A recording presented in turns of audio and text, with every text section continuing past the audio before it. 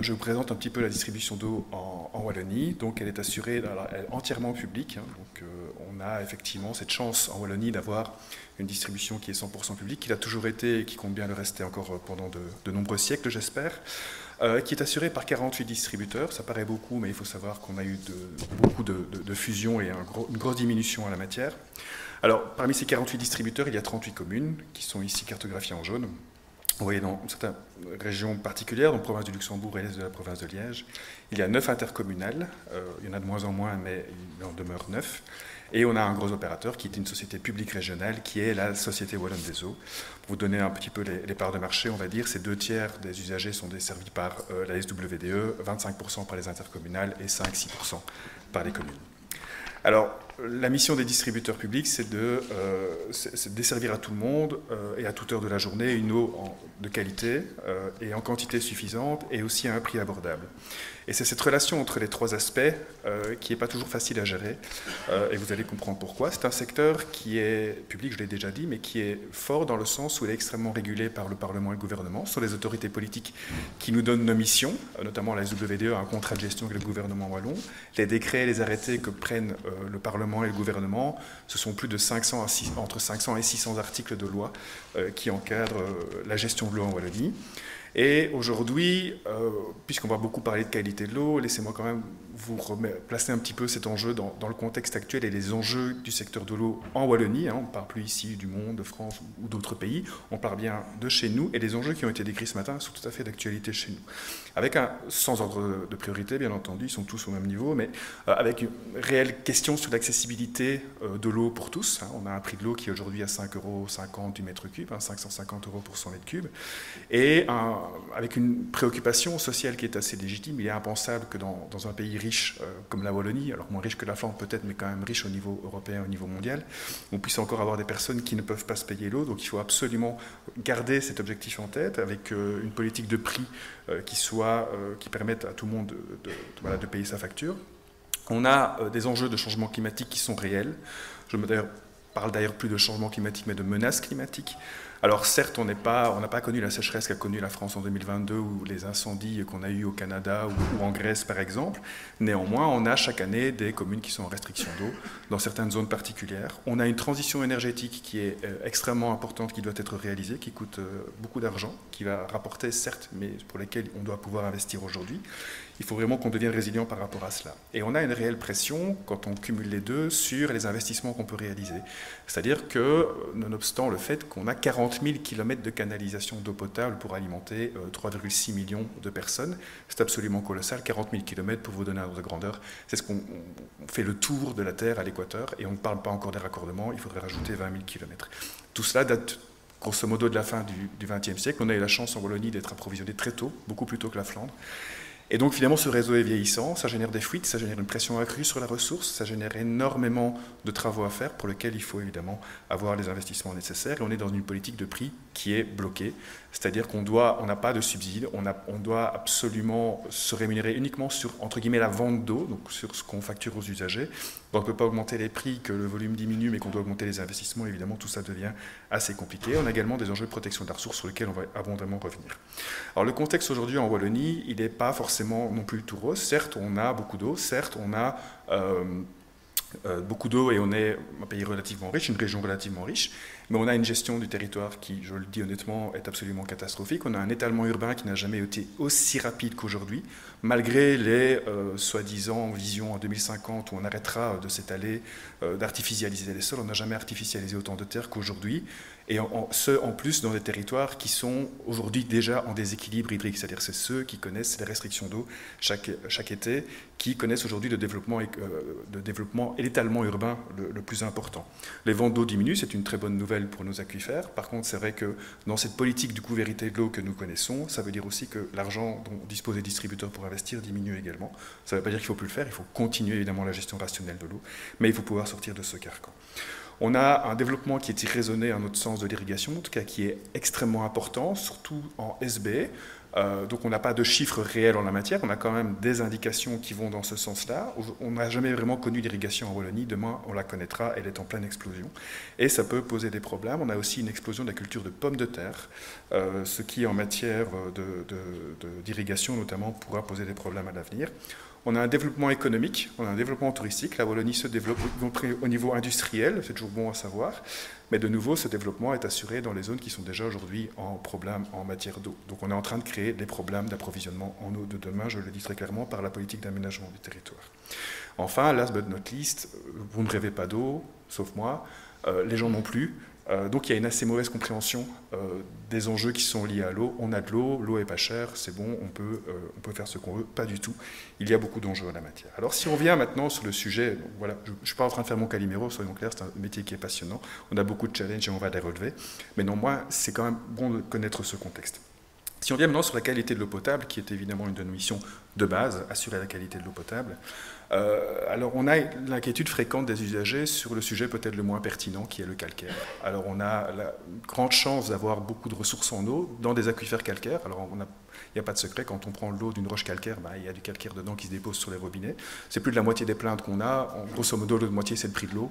Et puis, on se demande ce qu'on fait, mais enfin, peu importe. Et donc, ça, c'est vraiment la préoccupation numéro 1 des usagers. Je ne dis pas que c'est la préoccupation la plus pertinente, c'est la préoccupation des usagers. Et c'est aussi dans un contexte où la moitié de la population, de nos usagers, ne boivent pas l'eau du robinet. Et ça, c'est toujours important de le mentionner. J'espère que c'est peut-être une question que j'aurais pu poser, qui boit de l'eau du robinet et qui boit de l'eau en bouteille. 50% des personnes, des usagers, préfèrent boire de l'eau en bouteille parce qu'ils n'ont pas confiance dans l'eau du robinet. Vous voulez qu'on la pose, Cédric? À main levée, qui boit de l'eau du robinet? Ouais. On n'est pas représentatif. Hein. Voilà. Alors voilà, il y a la brute, il y a la filtrée, il y a la... Voilà, il y a chacun sa petite recette, mais manifestement, là, on vous a entendu. Vous n'êtes pas représentatif, je vous le dis tout de suite. Et c'est une blague à moitié parce qu'en fait, ce qu'on s'aperçoit, c'est qu'on dépasse très largement ces 50% auprès des personnes qui sont en fait en précarité.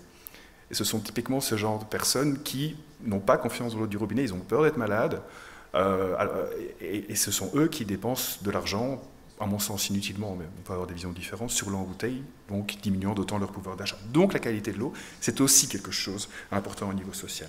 Alors, toujours sur la qualité de l'eau, on a des polluants historiques, hein, les nitrates, tout le monde connaît ce sujet. Eh bien aujourd'hui, on a très très peu de questions sur les nitrates. Pourquoi? Parce qu'en fait, on a énormément communiqué sur ce sujet. On a également travaillé en matière de prévention, avec anciennement Nitrawal, en collaboration avec le secteur agricole. On a réussi à stabiliser les nitrates dans les eaux souterraines. Alors pas partout, mais on a quand même réussi à obtenir des résultats. Ce qui fait qu'aujourd'hui, en fait, ça inquiète très très peu de monde, les nitrates. On n'a plus de questions par rapport à ce sujet-là. Par contre, on a des questions sur toute une série de nouveaux polluants, et cette liste, je pourrais revenir l'année prochaine. Il y aura des polluants en plus sur lesquels on va nous interroger. Ce sont les résidus de médicaments, ce sont des perturbateurs endocriniens, c'est l'amiante, ce sont les perfluorés, les fameux PFAS, ces polluants persistants, et toute une série de nouveaux pesticides, et on arrive, vous voyez, comme ça, progressivement au sujet qui nous intéresse. Donc la mission est passionnante, il y a beaucoup de challenges, on va les relever, on va faire ce qu'on peut. On a un secteur public, on a l'avantage, effectivement, de ne pas avoir cette concurrence avec le secteur privé qui veut le tout technologique. Pourrions-nous conserver cela encore très longtemps? Je le souhaite le plus ardemment. Si on vient sur les normes en matière d'eau potable, alors ce n'est pas le distributeur qui met les normes. Ça aussi, c'est quelque chose qu'on a de temps en temps au téléphone, c'est le distributeur qui décide ce qui est potable, ce qui n'est pas potable. Alors, ce n'est pas comme ça que ça se passe. D'abord, on a un secteur public, on a 600 articles du Code de l'eau. Alors, c'est la région qui a la compétence. Quand je vais donner des exposés en France, par exemple, je dis qu'il n'y a pas un pays. La Belgique n'est plus un pays en matière d'eau, il y a 3 pays en matière d'eau. Il y a Bruxelles, il y a la Flandre et il y a la Wallonie. Et donc, la Wallonie a, je dirais, à peu près 90% des compétences en matière d'eau. Il y a toujours une compétence résiduelle au niveau du fédéral, et ça nous intéresse réellement aujourd'hui. C'est notamment l'État fédéral qui décide de la pertinence ou pas d'un pesticide ou d'un métabolite. Donc ça, c'est quelque chose qui va vraiment nous intéresser ici. Mais de nouveau, la Belgique ne décide pas en Cairn, après, quand ils ont 800-500 jours pour faire un gouvernement, des normes en matière d'eau potable. Ça vient de l'Union européenne. Et là, Madame la Commission européenne, comme disait Nicolas, heureusement qu'elle est là. Parce que sans l'Union européenne, je peux vous dire dire que tous les investissements en stations d'épuration, toutes les normes en matière d'eau potable, tout ça n'aurait jamais existé. Donc merci l'Union européenne, j'espère qu'elle continuera au moins aussi longtemps que la gestion publique de l'eau sera en vigueur en Wallonie. Mais même l'Union européenne, elle ne fait pas, même s'il y a des jeux entre le Parlement, le Conseil, la Commission, les lobbies, le Comité des régions et d'autres, elle s'inspire des normes de l'OMS, des normes de l'OMS qui sont basées sur tout ce qui existe en matière de littérature scientifique. Et alors à chaque fois, si on fait dans l'autre sens, parce que je commençais de la région pour finir à l'OMS, en fait, à chaque fois qu'on descend d'un écran OMS, Union européenne, fédérale, région, à chaque fois les normes sont plus strictes. C'est-à-dire que l'Union européenne est plus stricte que les valeurs guides de l'OMS, notamment en matière de pesticides, on va y venir, et la région wallonne rajoute des paramètres ou revoit les normes par rapport à celles de l'Union européenne. On ne peut jamais aller moins loin de toute façon que ce que l'Union européenne. Alors comme je vous ai vu compter des zéros, on ne va peut-être pas le faire ensemble, je vous donne quand même la réponse. Si on prend une piscine pas olympique, alors je ne sais plus ce que c'est, puisqu'à Namur, il n'y en a plus des piscines malheureusement, c'est comme ça que j'ai taclé aussi la politique communale. Mais si on prend une piscine de 500 m3, c'est une piscine de 25 x 10 x 2, il faudrait une goutte de pesticide, diphénychloridazole par exemple, pour dépasser, en fait, atteindre la norme qui est autorisée, qui est en fait de 100 nanogrammes par litre. Donc comme ça permet de visualiser que si vous prenez une petite pipette, vous rajoutez une goutte dans une piscine municipale, eh bien c'est la norme qu'on ne peut pas dépasser en matière de pesticides. Alors je ne dis pas ça pour vous dire qu'il n'y a rien à faire, qu'il n'y a pas de problème et que tout va bien. C'est pour vous donner un ordre de grandeur ce que c'est 100 nanogrammes par litre. C'est donc bien une goutte, vous pourrez vérifier les zéros si vous souhaitez compter. Donc, et cette norme de 100 nanogrammes par litre, donc, qui est, en fait, vient de l'Union européenne de 1998, elle est valable pour chaque pesticide pris individuellement, ainsi que pour tous les métabolites qui sont considérés comme pertinents. Pertinents voulant dire ceux qui peuvent avoir un impact sur la santé. Alors, il y a donc des métabolites qui sont non pertinents, c'est-à-dire dont on n'a pas prouvé la toxicité en la matière. Et donc, quand on fait la somme, donc 100 nanogrammes par litre, on pourrait se dire on a 99 d'atrazine, on a 99 d'iuron, on a 99 de chlorotoluron, d'autres joyeusetés de ce style. Non, la somme de tout cela, pesticides plus métabolites pertinents, ne doit pas dépasser 500 nanogrammes par litre. Les métabolites non pertinents, c'est le débat qu'il y a actuellement. Quelle est la norme pour un métabolite qui est non pertinent ? Alors, il n'y a pas une norme au niveau européen. Vous allez en France, vous avez une norme. Vous allez au Danemark, vous avez une autre norme. Vous allez en Slovénie, vous avez une autre norme. La région wallonne a décidé que pour les métabolites non pertinents, c'est 4,5 donc 4,5 microgrammes par litre. Moi aussi, je me perds avec des zéros. Donc 4500 nanogrammes par litre. Peut-être quand même vous rappeler, puisque je vous ai dit OMS, Union européenne, région, cette norme de 100, elle vient d'où? Elle vient de 1998, donc les guidelines de l'OMS, donc les lignes directrices de l'OMS, ne disaient pas 100 nanogrammes par litre, ils prévoyaient un facteur de 2000 nanogrammes par litre pour chaque pesticide, ainsi que pour les métabolites pertinents. L'Union européenne a dit, j'en ai rien à foutre, je ne veux pas de pesticides dans mon eau, je veux de l'eau bio. La limite de détection à l'époque des pesticides était de 100 nanogrammes par litre. C'est la raison pour laquelle la norme est de 100 nanogrammes par litre. Donc l'Union européenne a divisé par 20 les recommandations de l'OMS qui assurent déjà elle-même des coefficients de sécurité. Ce qui veut dire qu'en fait aujourd'hui, si on n'a pas le choix. On doit rester sous 100 nanogrammes par litre, entendons-nous bien, et toute l'eau, et on a 100% de conformité en la matière en Wallonie, cette eau respecte toutes ces normes-là. Néanmoins, imaginons que vous passiez 101, voilà, vous ne serez pas forcément malade dans l'heure. Donc soyons bien clairs avec ça, la norme est extrêmement sévère, et pour l'instant, la norme est respectée partout. Alors, malheureusement, on l'a vu, l'état des masses d'eau, il n'est pas en bon état, il ne le sera pas en 2027 non plus, et donc, qu'est-ce qu'on fait quand on a une eau brute, une eau souterraine qui dépasse cette norme? Alors, c'est ce qu'on a beaucoup fait dans les années 90, Madame Lestrade l'a dit, donc effectivement, il n'y a pas que chez nous, on abandonne le captage quand il n'est pas nécessaire. Alors, pas nécessaire, tous les captages sont nécessaires, surtout quand on va parler de résilience du changement climatique à l'avenir. À l'époque, on en parlait beaucoup moins, en fait, pour ne pas dire pas du tout. Mais quand, effectivement, on peut se passer de ce captage, alors, quand on pouvait se passer de ce captage, on abandonnait ce captage. Parce que le coût de traitement était beaucoup trop important et il n'y avait peut-être pas de possibilité de diluer, ce qui est en fait la solution numéro 2. Quand on ne peut pas se passer ou qu'on ne pouvait pas se passer de ce captage, alors pour repasser sous la norme, avant de remettre du charbon actif, dont je vais parler juste après, eh bien on dilue l'eau, c'est-à-dire pour descendre sous la norme, on prend une eau qui est beaucoup plus loin de la norme, on mélange l'eau et puis l'eau qu'on obtient est effectivement sous la norme. Et quand on ne peut pas diluer, parce que ça arrive, il peut y avoir des quantités suffisantes ou de captage à proximité, ou simplement la canalisation pour mélanger les deux eaux est trop onéreuse, alors on arrive au traitement. Mais le traitement n'arrive qu'à la fin. Alors, si on parle de traitement, donc je vous remonte la carte de la Wallonie, vous voyez que les principaux captages de Wallonie se trouvent dans les aquifères calcaires, d'où l'inquiétude des usagers par rapport à l'encrassement de leur boiler. Mais 75% de l'eau qu'on distribue en Wallonie provient d'eau souterraine. Donc dans ces captages essentiellement calcaires, mais aussi dans les sables brusséliens. Si vous recroisez la carte que Nicolas a montrée du mauvais état, vous retrouvez notamment tous les sables brusséliens de fait de l'activité agricole, également la zone verte que vous voyez sur la droite de la carte qui est l'ASB, pour d'autres raisons. Ce qu'il faut savoir, c'est que l'eau souterraine aujourd'hui, malgré tout ça, est encore de bonne qualité. C'est-à-dire que donc, quasiment 3/4 de l'eau qu'on prélève n'a pas besoin de traitement. Alors, il y a toujours un traitement, c'est-à-dire on rajoute du chlore ou on filtre de manière physique. Voilà. Mais ce n'est pas vraiment un traitement qui vise la potabilisation, c'est plus le confort de l'eau ou la désinfection pour assurer la continuité de la potabilité pendant tout le trajet. Et puis, le reste, à peu près 25%, 28% maintenant, on traite. Alors, on traite sur charbon actif 19% de l'eau souterraine pour des questions essentiellement de pesticides et de leurs métabolites. Et aussi, on a un traitement qui est plus avancé pour des raisons de nitrates. Je ne vais pas revenir, ce n'est pas le sujet aujourd'hui, mais en SB, on a dû installer une grosse usine de traitement en matière de nitrates parce que le temps de réponse de la nappe était beaucoup trop important. Et donc, on risquait de dépasser les 50 mg de nitrate par litre. Et donc, ça correspond à 8% du volume. Donc, aujourd'hui, on traite. Parmi les 75% d'eau souterraine, l'eau de surface doit être traitée de toute façon, parce qu'on ne boit pas de l'eau de Meuse non traitée, on s'entend bien. Mais donc en matière d'eau souterraine, on est à peu près à un quart de l'eau souterraine qui est traitée. Alors c'est un problème parce que ça coûte le traitement. Ça a un impact économique, c'est pour ça que je voulais absolument vous parler du prix de l'eau et des contraintes qu'on a en la matière, parce que chaque traitement qu'on rajoute, c'est de l'argent qu'on ne peut pas récupérer, qu'on ne peut pas utiliser à autre chose. Et donc on essaie de minimiser vraiment le traitement et de privilégier d'autres solutions. Je reviendrai sur les solutions à la toute fin. Et suivant les captages qu'on a, suivant les captages étudiés, on a un coût de traitement qui varie entre 10 et 70 centimes du mètre cube qui est traité. C'est quand même pas rien. Le prix de l'eau aujourd'hui, c'est 5,50 €. Ici, on est mètre cube traité. Il faut toujours diviser par un coefficient du fait du volume non enregistré. Mais donc, c'est quelque chose qui n'est pas du tout négligeable. Alors, heureusement, on ne traite pas encore trop aujourd'hui. Ce qui serait bien, c'est de ne pas continuer à traiter tout ce qu'on peut à l'avenir, mais d'essayer de trouver d'autres solutions. Et le coût moyen est de 15 centimes d'euros du mètre cube. Donc ça nous coûte aujourd'hui, pour 20 millions de mètres cubes analysés, ça nous coûte à peu près 3 millions d'euros par an. Donc c'est quand même, alors c'est pas abusif, parce qu'on a quand même assez peu de traitement. Néanmoins, si on devait commencer à traiter demain toutes les eaux, le prix de l'eau devrait augmenter, mais le prix de l'eau ne peut pas augmenter, pour des raisons tout à fait justifiables par ailleurs. Et donc ce serait autant de choses qu'on ne ferait pas, notamment le remplacement des fluides, la transition énergétique et ce genre de choses.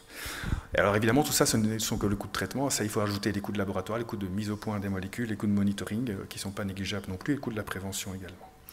Et surtout, je pense que ce qui est important, parce qu'on pourrait toujours dire 15 centimes d'euros, c'est pas grand-chose par rapport à 5,50 €. Il faut quand même s'imaginer que quand on doit mettre du charbon actif, ça a un impact environnemental qui est très loin d'être négligeable, parce que le charbon actif, ça demande des températures élevées, ça demande pour la régénérer, il faut des températures également très élevées. Le charbon actif, il n'y en a pas partout. On est en compétition, les prix avec d'autres secteurs, les prix ne cessent d'augmenter. Donc le traitement, c'est tout sauf une solution durable. La solution durable, elle n'est pas là. On ne va pas demain traiter, en tout cas je ne le souhaite pas, que demain on traite toutes les eaux potables sur charbon actif. La seule réelle solution, c'est la prévention. Tout l'après-midi sera dessus, je ne vais pas vous faire un cours sur la prévention, ils feront ça mieux que moi cet après-midi. Mais il y a quand même un point important, puisqu'on a parlé des coûts. Et la question qu'on se pose en tant que distributeur d'eau, on le fait parce qu'on est obligé de le faire, et on le fait volontiers, mais c'est normal que les répercussions de cette pollution soient prises en charge par l'usager. C'est-à-dire qu'on n'utilise pas le pesticide pour traiter l'eau, mais on doit retirer le pesticide de l'eau à la fin. Donc est-ce normal que les ménages, les entreprises doivent payer pour mettre du charbon actif pour retirer les pesticides ou les métabolites de l'eau? La manière dont je pose la question, vous aurez compris la réponse, c'est non. Et il y a un mécanisme européen qui existe d'ailleurs énormément en matière de déchets solides, qui s'appelle la responsabilité étendue du producteur. C'est-à-dire que quelqu'un qui met un produit sur le marché est responsable financièrement du retrait de ces molécules dans l'environnement. C'est quelque chose qui va arriver en matière d'eau usée, de nouveau grâce à l'Union européenne. Je fais mon europhile ici, mais je le revendique. Parce que tout ce qui est résidu de médicaments qu'on va devoir traiter dans les stations d'épuration, parce qu'évidemment, quand on prend un médicament, on le rejette en allant à la toilette. Il arrive dans les égouts, dans les stations d'épuration, dans les rivières, parce que les stations d'épuration ne sont pas faites pour traiter les médicaments. Eh bien, demain, il va falloir traiter ces médicaments. Et la prise en charge financière de ce traitement qu'on appelle quaternaire sera prise en charge par l'industrie pharmaceutique. C'est la volonté de l'Union européenne et le Parlement n'est pas revenu dessus, le Conseil des ministres non plus. Donc on va dans ce sens-là et notre réflexion c'est de se dire mais très bien, pour les médicaments dans les rivières c'est absolument nécessaire et les pesticides dans l'eau potable, pourquoi est-ce que ce ne serait pas celui qui met le pesticide sur le marché qui serait responsable financièrement du retrait de cette molécule dans l'environnement, tout d'abord dans l'eau potable. Et c'est quelque chose qu'on veut vraiment appuyer. Alors, les solutions qu'on propose, contrairement à Canopée, notre mémorandum n'est pas encore sorti, mais il ne va pas tarder. Je voudrais quand même aussi insister sur le fait qu'en matière de distribution d'eau, on n'est pas des Calimero, on n'est pas des victimes, on doit mettre tout ce qu'il faut pour assurer demain ce que je vous ai expliqué, le moins de traitement possible, la prévention à la source, mais aussi l'amélioration des connaissances.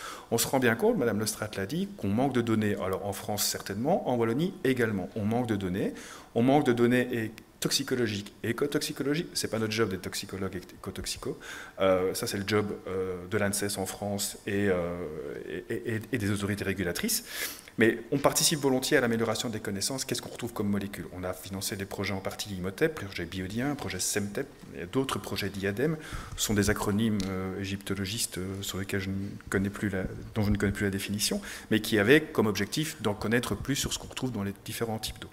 Améliorer la connaissance, c'est le point numéro 1. Inutile d'essayer de mettre du charbon actif et de ne plus apprendre à connaître, ce serait une version irrationnelle au sens littéral du terme. On arrête de raisonner.